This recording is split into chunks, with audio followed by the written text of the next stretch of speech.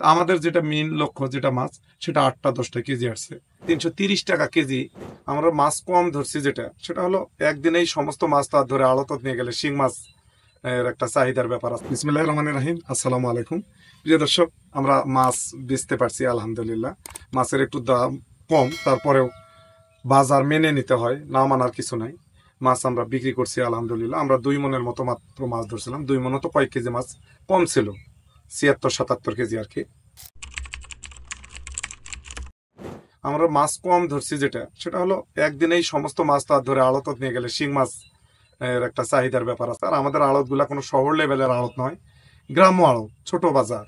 এগুলাতে 2 মন 3 মন শিং মাছ বা কই মাছ নিয়ে গেলেই এই যারা মাছ বিক্রেতা তাদের সমস্যা হয়, নিতে চায় না।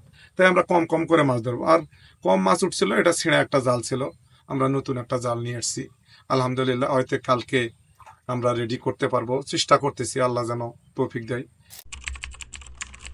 মাছের দাম 350 টাকা কেজি, 330 টাকা কেজি আমাদের বিক্রি হয়েছে মাছগুলা 330 টাকা দরে।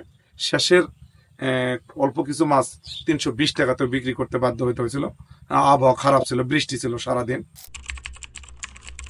ওজন আমাদের এভারেজে মাছ এখানে ছোট বড় হয়েছে, এটার একটাই কারণ মাছগুলা নিজেরা পোনা দিছিল। আমরা যে মাছগুলা দিছিলাম সেই মাছগুলা সাইজ 8টা-10টা কেজি আসছিল, 6টাও কেজি আসছিল। কিন্তু স্টেপ বাই স্টেপ পোনা দেওয়ার কারণে কিছু মাছ 15টা-16টাও কেজি আসছে এভারেজে। তো আমাদের যেটা মেইন লক্ষ্য যেটা মাছ সেটা 8টা-10টা কেজি আসছে আলহামদুলিল্লাহ, তাতে আমরা খুশি।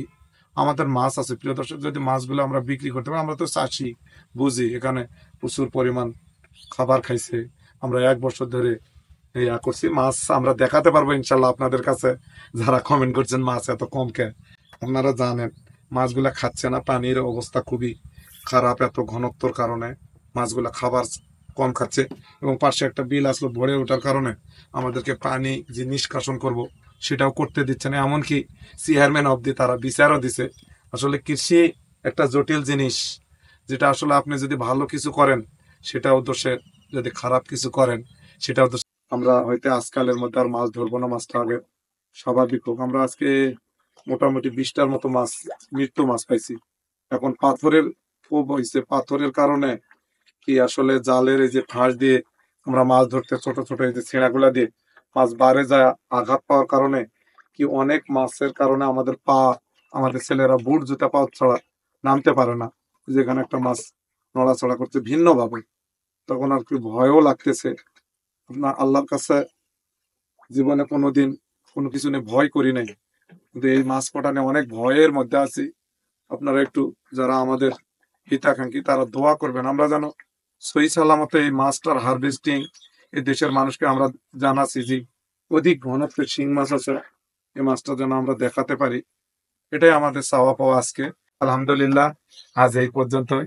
আপনারা একটু আমার জন্য দোয়া করবেন। আসসালামু আলাইকুম।